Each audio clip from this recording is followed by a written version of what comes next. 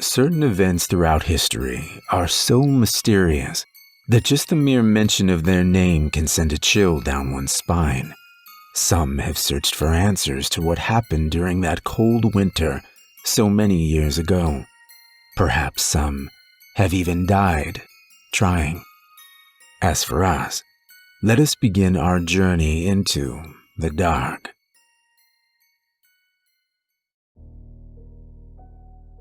On January 23, 1959, a group of students from the Ural Polytechnical Institute headed out on a skiing expedition to the northern Ural Mountains in Russia.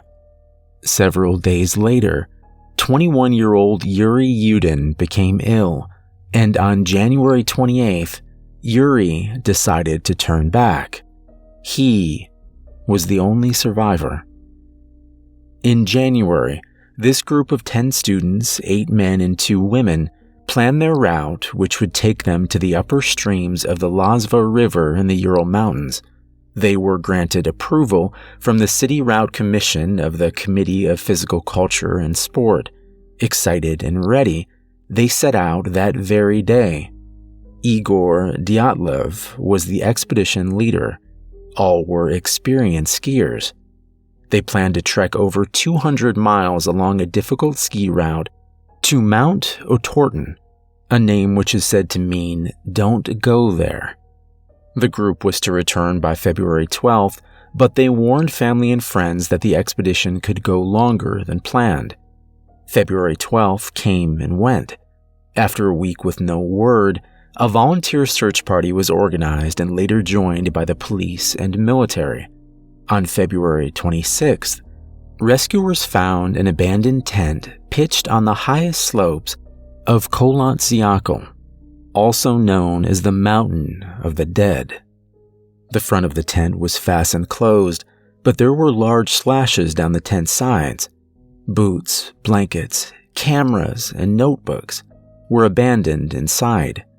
9 sets of footprints led out towards the edge of the nearby woods. At the forest edge, under a large Siberian pine, they found 2 bodies, Krivonishenko and Doroshenko. The branches of the pine had been broken 16 feet high.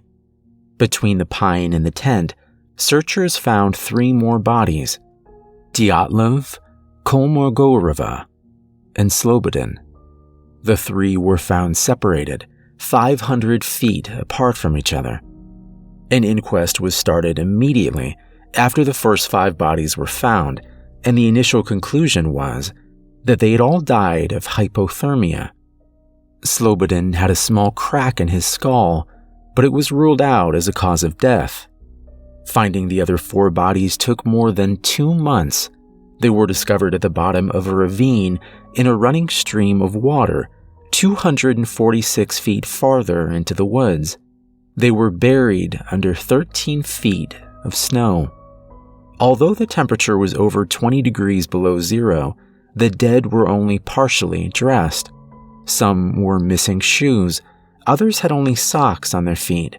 Some were found wrapped in pieces of clothing that had been cut from those that were already dead. An examination of these 4 bodies changed the narrative of the investigation. 3 of the hikers had fatal injuries. Nikolai Brignoles had major skull damage, and both Dubaninya and Zolotaryev had major chest fractures. According to the lead investigator, the force required to cause such damage would have been extremely high, similar to the force of a car crash. In addition, the bodies had no external wounds associated with the bone fractures, as if they had been subjected to a high level of pressure. Dubaninya was missing her tongue, eyes, and part of her lips, as well as a piece of skull bone. Zolotaryev had his eyeballs missing, and Kolevatov was missing his eyebrows. The parts of the inquest file made available to the public stated that 6 of the group members died of hypothermia, 3 of fatal injuries. There were no indications of other people nearby apart from the 9 travelers. The tent had been ripped open from within. High levels of radiation were found on one of the victims' clothing. The forensic expert performing the post-mortem stated that the fatal injuries of the 3 bodies could not have been caused by another human being because the force of the blow had been too strong and no soft tissue had been damaged. The condition of the skier's internal organs was not released. At the time, the official verdict was that the students had all died from a compelling natural force. The files were sent to a secret archive. In 1990, Chief Investigator Levinovov gave an interview. He said that he had been ordered to close the case and classify it as secret. Officials had been worried about multiple eyewitness reports of bright flying spheres in the area. Some hikers, about 30 miles south, reported seeing strange orange spheres floating in the night sky. In fact, the very last photograph on a camera found inside the deserted tent showed what looked like bright lights against a black background. There are many theories about what happened on that mountain. Was it an avalanche? But the tent was still standing. Could the Russian military have been testing some kind of concussion weapons? There is even one theory alleging one of the hikers was not who they appeared to be. And why were some of the bodies and gear radioactive? Several people who attended the open casket funerals noted that the bodies all seemed to be unusually tanned.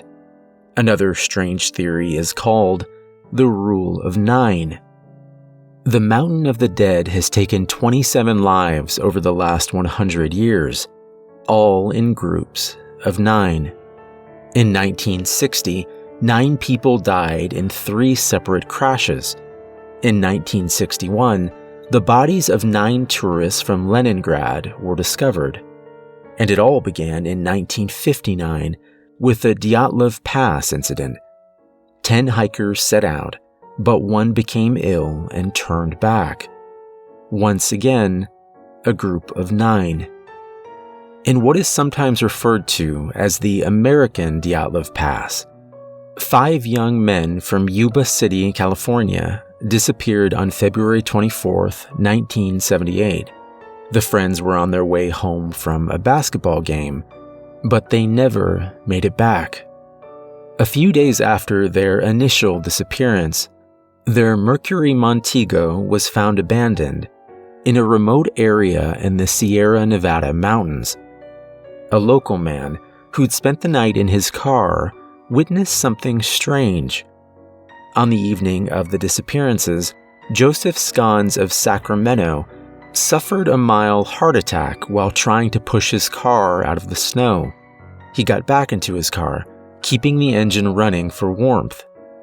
Later that night, lying in his car in severe pain, he thought that there were people around his car with flashlights. But when he called out for help, they stopped talking and turned off their lights. After the snow melted in June, 4 of the men's bodies were found deep in the forest, 20 miles from the car. 3 of the bodies were in the woods, with only bones left by this time. The 4th man, Ted Wyver, had taken shelter in a trailer where he had survived for almost 3 months before starving to death.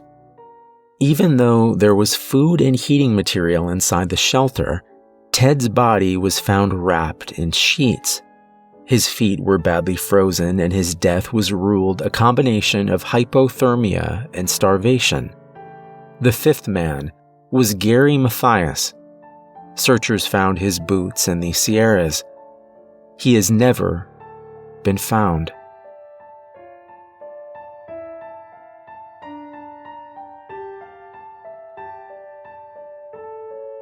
There is no one alive that knows what really happened that winter so many years ago.